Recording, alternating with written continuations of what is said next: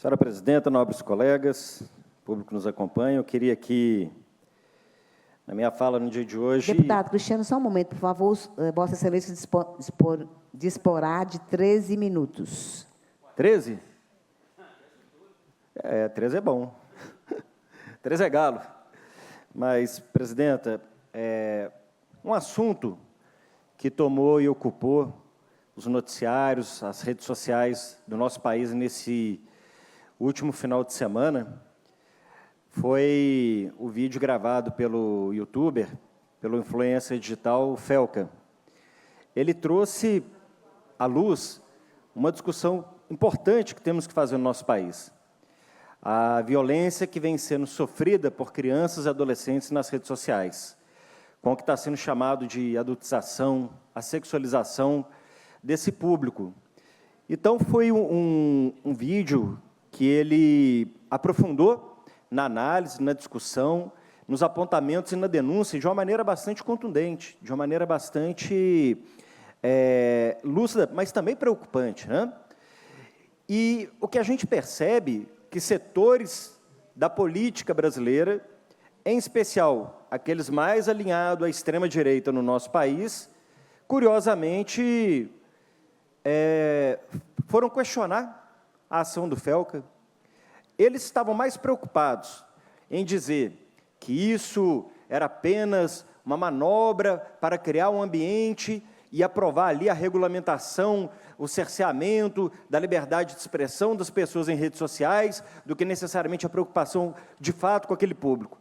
Eu fico abismado, porque eles não trataram o assunto concreto e o problema, a denúncia que ali o influenciador trazia, que é justamente esse tipo de violência que é cometido contra essas crianças e adolescentes. Estavam mais preocupados na retórica ideológica da defesa de posição deles do que tratar um problema que existe e é grave em nosso país.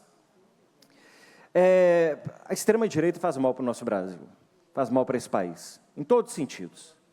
Em todos os sentidos. Então, vejam, eles foram atacar o influenciador porque está denunciando uma situação preocupante das nossas crianças. E toda vez que a gente quer trazer esse assunto, falar que as redes precisam de ter alguma regulamentação, aí eles ficam nervosos e dizem, não pode ter cerceamento, é ditadura, e a liberdade de expressão. Gente, a liberdade de expressão ela tem limite, ela nunca poderá ultrapassar o limite, sabe, da defesa da dignidade humana, da vida humana, da proteção do respeito às crianças, aos adolescentes, às minorias, quem quer que seja. Essas questões não são ilimitadas, não. O direito não é ilimitado. Ele há pesos e contrapesos. Então, vejam vocês, a extrema-direita, então, numa defesa intransigente, descomedida, irresponsável, de uma liberdade ilimitada das big techs, das redes sociais, ignora algumas coisas que é importante que vocês saibam. Veja o que eu estou trazendo aqui. A internet, meus amigos, é terreno fértil para a exploração infantil.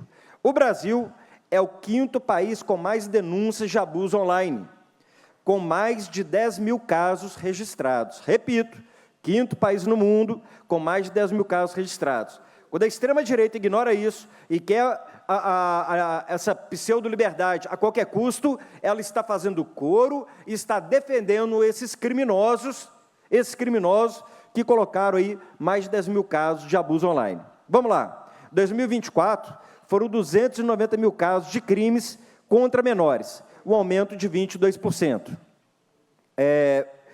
E aí, e eu repito, eu quero frisar isso, quando a gente está querendo debater algum mecanismo de regulamentação, de responsabilização, e eles são contra, eles estão defendendo esses números, esses dados, esse tipo de violação que está acontecendo com as nossas crianças, com os nossos adolescentes. Vamos lá, adiante.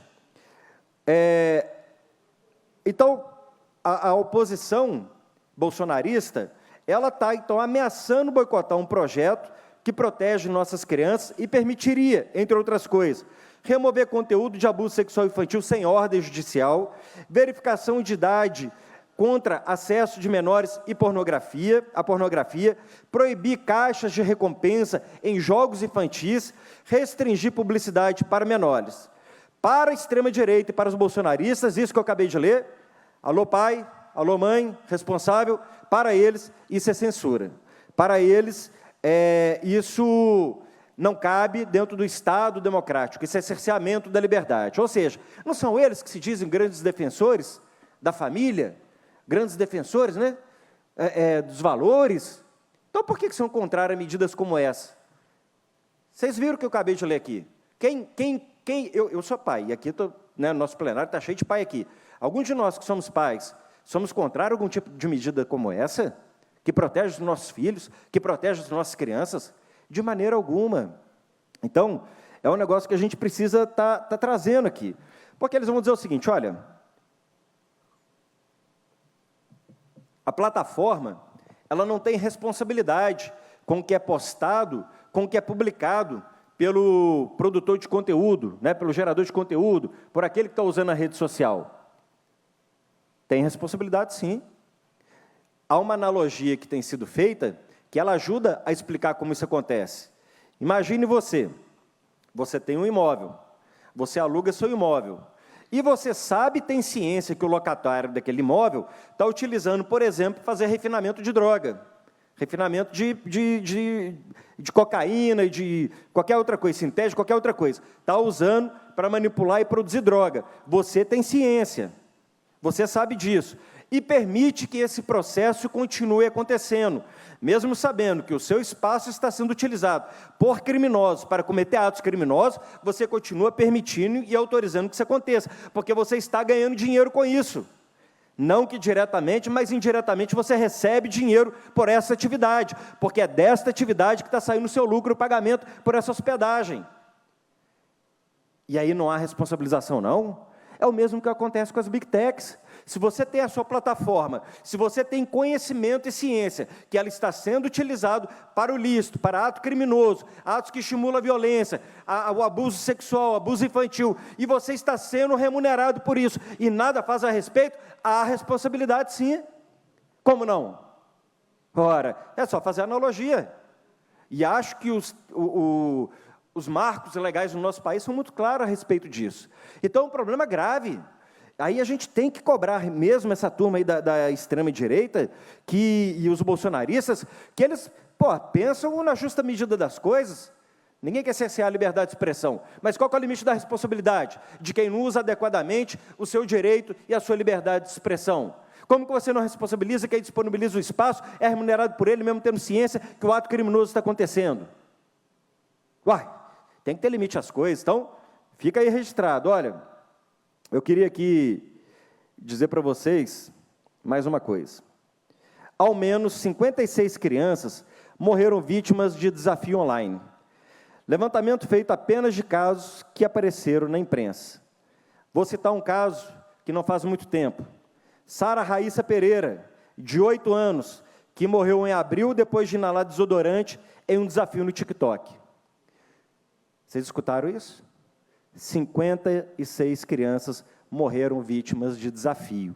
São esses desafios na internet que fazem as crianças cometerem as coisas mais absurdas, e tornando os desafios cada vez piores, ao ponto que 56 crianças morreram. Cadê os defensores da família? Cadê?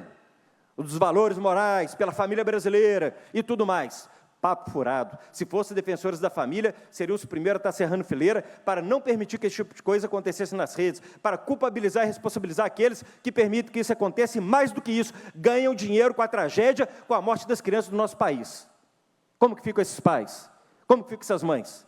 Uma vergonha que essa extrema-direita, os bolsonaristas têm feito no nosso Brasil. Um arraso. Então, gente, eu quero deixar registrada a minha indignação. Digo que, novamente, o produtor de conteúdo digital, o Felca, prestou um serviço importante, quando trouxe à luz o que está acontecendo e que isso possa contribuir para que a gente faça um debate extremamente honesto, sóbrio, despido de qualquer viés ideológico, mas com o objetivo, lá no final, de proteger quem tem que ser protegido, que isso não tenha acontecido. E, na verdade, é isso que tem nos deixado estarrecido, porque uma coisa que tem se tornado perigoso são aqueles indivíduos que, sobre uma roupagem, uma cortina de fumaça, de serem cristãos, de serem defensores da família, de serem patriotas, cometem os piores crimes. Cada hora você vê aí um cidadão de bem cometendo um crime absurdo, um crime grave. Veja agora esse crime que foi cometido contra um trabalhador lixeiro, coletando ali o lixo que nós, sociedade, produzimos, um pai de uma criança, pai de uma menina, um trabalhador, porque alguém não teve paciência de esperar o cara coletar o lixo que a sociedade produz, perdeu a paciência que tinha que passar com o seu carrão, e na perda de paciência, ameaçou primeiro a motorista, a mulher que estava conduzindo o caminhão, depois foi e meteu um tiro no sujeito. O que virou a vida para essas pessoas? E aí, quando você olha o perfil do suspeito, por enquanto suspeito, mas só olha o perfil, se confirmar então que esse é o autor, no perfil dele está lá, ó, pai, patriota, tudo em inglês, né, que eles apaixonados americanos, aí coloca assim, Christian, husband, father e patriot, ou seja, cristão, marido, pai e patriota. O que é isso? Não, ninguém vai acertar, ninguém vai falar, não, possivelmente é um bolsonarista, não, porque esse jargão a gente nunca ouviu falar. Então é isso que essa turma se tornou perigosa para a sociedade brasileira, perigosa para o cidadão, para o trabalhador de verdade, não é o cidadão de bem de mentira, não. Não é o fake news, porque essa turma, eles criam mesmo uma blindagem, uma roupagem, uma cortina de fumaça, e se esconde atrás dela para cometer os crimes que eles cometem. É o cara que bate a carteira e sai gritando, pega ladrão, para ninguém olhar para ele. É um negócio assim, surreal. Então, todo mundo que vier com discurso nesse sentido, com esse combinado de palavras, pode olhar duas vezes com cuidado, porque se apurar alguma coisa você vai encontrar. Deputada Andréia, a senhora deseja aqui fazer uma parte? Sim, Tem a palavra. Primeiro, parabenizar Vossa Excelência pelo discurso, pela coerência, mas eu gostaria de deixar registrado que eu também apresentei um requerimento aqui para a mesa, direcionado à Corregedoria da Polícia Militar, porque esse caso envolvendo o Gari ainda tem um absurdo de ver a forma como a Polícia Militar tratou esse assassino.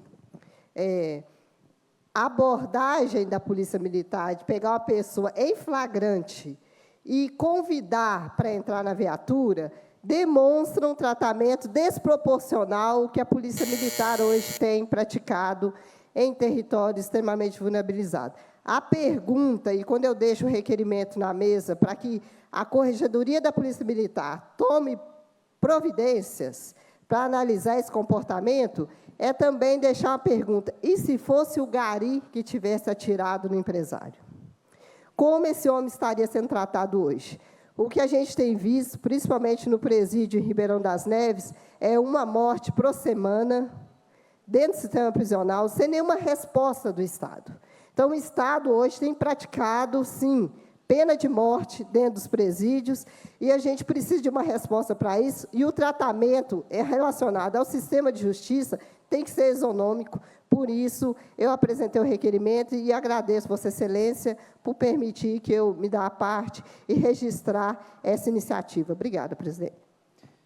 Obrigado, deputada Andréia. Obrigado, senhora presidenta. Senhora presidenta, percebendo que não há o quórum para a continuidade desse trabalho, queria pedir o encerramento.